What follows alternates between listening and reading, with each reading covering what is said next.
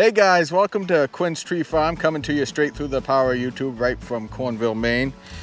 Today I thought we'd step away from the trees for a little bit and do a 500-hour review on the John Deere 1025R tractor.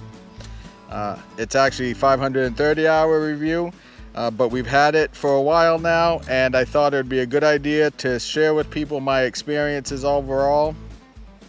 A lot of what I don't like, because of course that's what you always want out of a review, and maybe a couple of things that I do like.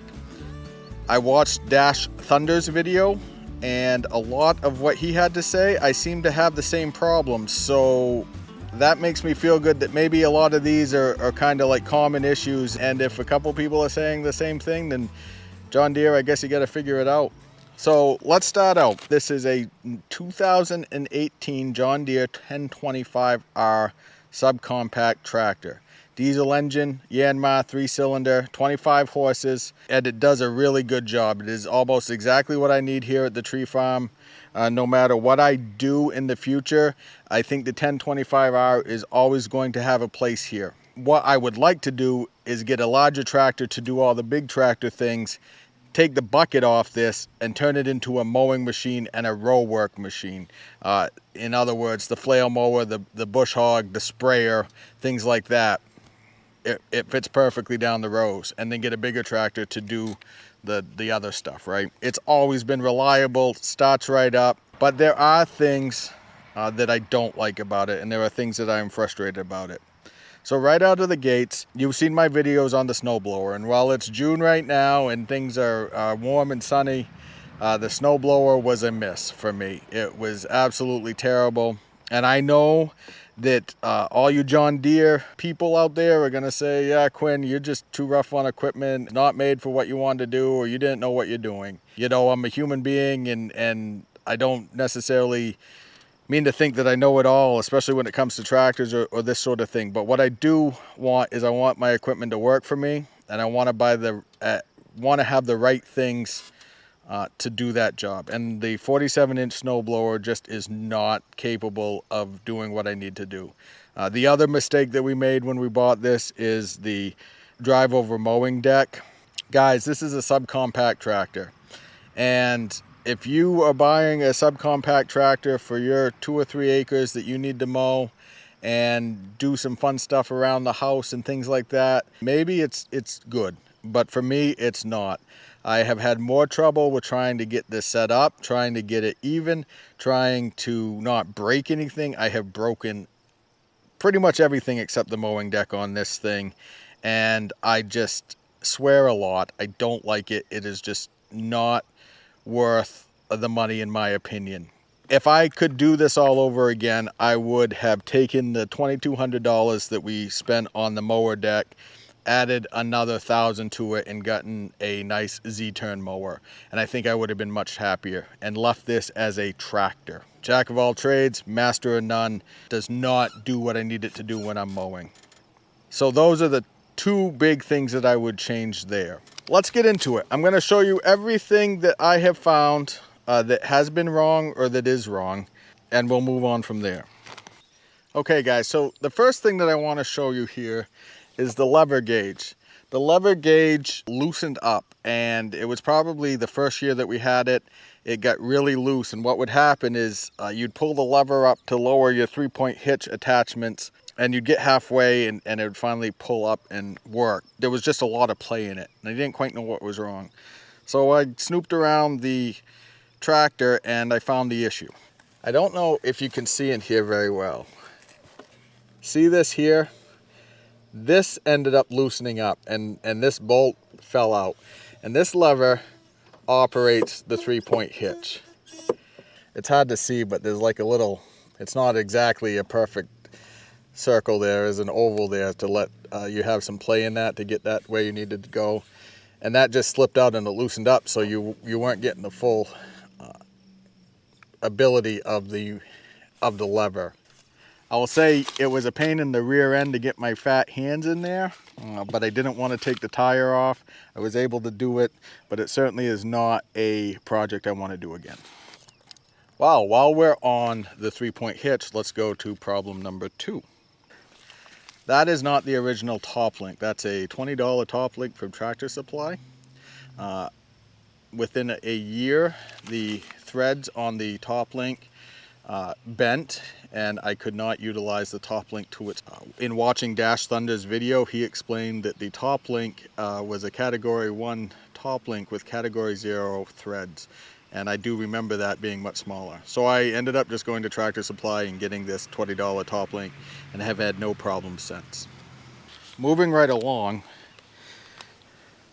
these are terrible. I hate them. They came with like little keychain rings to hold them in place, and immediately I ended up taking those off.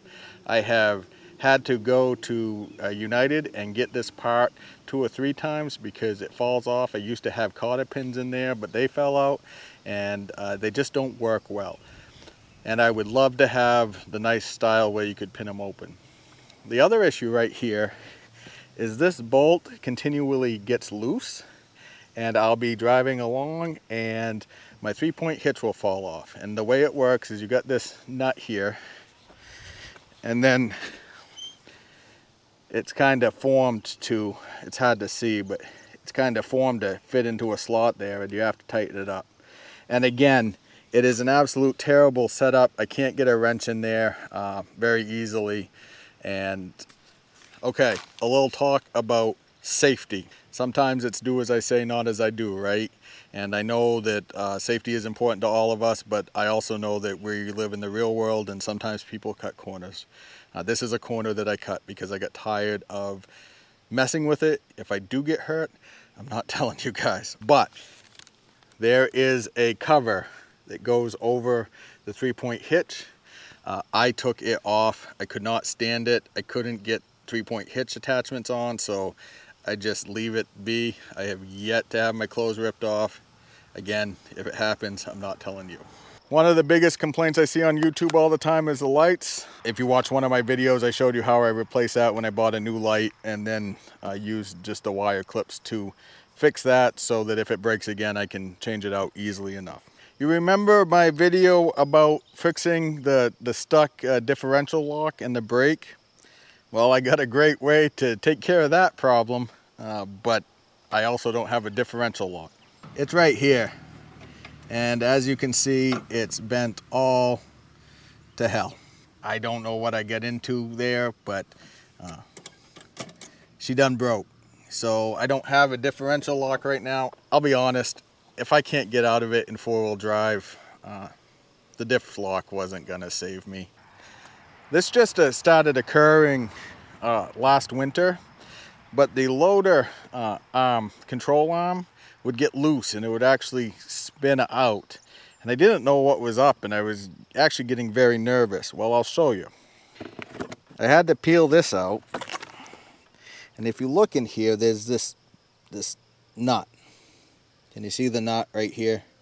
And that nut would loosen up and cause this to become loose. And all I had to do was peel the cover off and then put a wrench on that and tighten it up, and it takes care of that problem. Every 6 to 8 weeks, it seems to loosen up again a little. I'll jar it, and that's a problem. All right, let's talk about the loader. The loader level gauge is extremely loose. All it is this bolt needs to be tightened up. I just haven't gotten around to doing it. That has been loose since 2018, probably within 3 weeks of buying it. Other than that, I have had no real problems with the bucket loader. Flat tires. Get flat tires all the time. I filled them with slime. I know some of you are gonna cringe at that. And then I actually had to plug this with a plug kit. I am forever refilling my tires because they have slow leaks. I'm strongly contemplating getting ag tires for this unit. If I'm gonna turn this into a field unit and mowing just the fields, I don't wonder if ag tires would be a better fit. While I do have the mower on the deck, I will share with you my thoughts on why it is so terrible for me and so difficult. The first issue is I don't really have a good flat spot to store the drive over deck to be able to park it back off and then come back to the same place every time. I try different spots in the field and it doesn't seem to work well. No matter what, it seems like when I hit the deck to drive over it in 4-wheel drive, something hits it, fetches up, the mower will cat off, I'll get bunged up, I get fetched up on it, and it doesn't work, and it's just frustrating. The other thing is there are a ton of parts that have been broken on it. I know that that's operator error, so to speak. I'm not blaming John Deere, but it just doesn't do what I need it to do. And I will show you a couple of those. I don't know if you notice, but I have zip ties on this. So the spring has disappeared from the locking latch here. And the other day I was mowing and it kept falling off, like just falling off the mower. Well, what was happening is this was sliding down.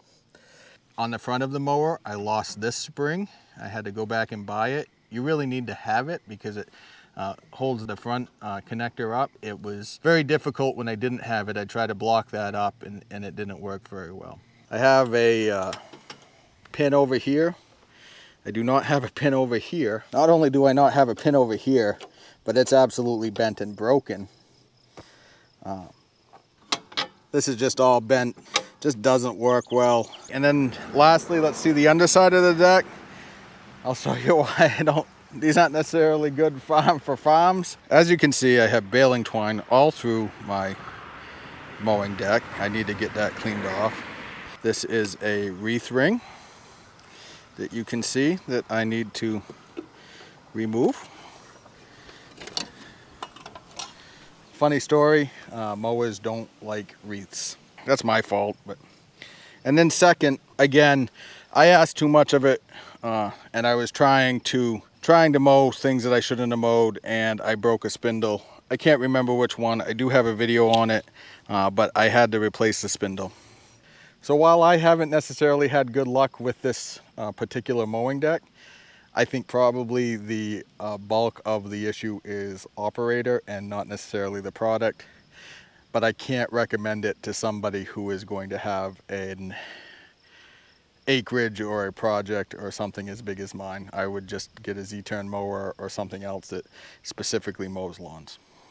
Those are kind of the negatives or the issues that I've had. No doubt, they're tractors, they're machines, they're gonna break, things need to get fixed. The tractor itself is a winner. Very good luck with it, very happy with it. Has done almost everything that I've asked it to do. What I need to do is I need to get a much larger tractor along the lines of like a 4066 or the equivalent. I would love to have a cab for it and go that route.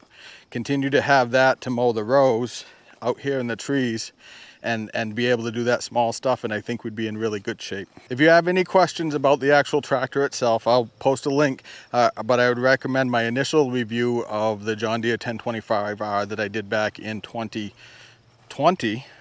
I guess that's when we started doing all this stuff, and that gives you a lot more detail on the tractor itself. But these really are the things that I don't like about it after 500 hours of use. I plan to have it for as long as it will run, to do things like mow these rows, spray the rows. The wood chipper works great. A lot of really good positives with that. So I don't know, as you can see, I thought I'd take you through a walk through the trees, but trees are looking really nice. Absolutely beautiful foliage. Really looking forward to getting these ready to go and sharing them. Really excited about my product this year. I think I'm going to have very nice Christmas trees. You guys know I'd really rather feel bad in Maine than feel good anywhere else. So there we go, my friends. I'll see you soon.